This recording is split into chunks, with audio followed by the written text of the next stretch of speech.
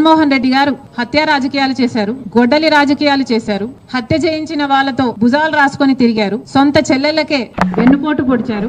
5 కోట్ల మంది ఆంధ్ర రాష్ట్ర ప్రజలకు బీజేపీ పార్టీకి ప్రత్యేక హోదాను తాకట్టు పెట్టారు. ఈ రోజు జగన్మోహన్ రెడ్డి గారు ఢిల్లీలో ధర్నా చేస్తారా? ప్రత్యేక హోదా కోసం ఎందుకు చేయలేదండి ధర్నాలు? 5 సంవత్సరాల మీద అధికారంలో ఉన్నారు కదా, మరి ఢిల్లీలో మీరు ప్రత్యేక హోదా కోసం ఎన్నిసార్లు ధర్నాలు చేశారు? ప్రత్యేక హోదా అసలు ఊసే లేకుండా చేశారు కదా. ప్రత్యేక హోదా గురించి మీరు ఏ రోజు పట్టించుకోలేదు, పోలవరం గురించి మీరు ఏ రోజు పట్టించుకోలేదు, రాజధాని గురించి అని చెప్పి 3 రాజధానులను కన్ఫ్యూజ్ చేశారు.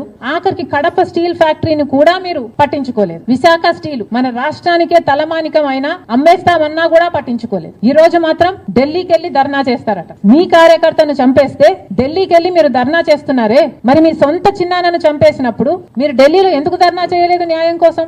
జగన్మోహన్ రెడ్డి గారు సమాధానం చెప్పాలి. ఒకవైపు ఇక్కడ అసెంబ్లీ జరుగుతుంది, అసెంబ్లీ జరుగుతున్న సమయంలో మీరు అసెంబ్లీలో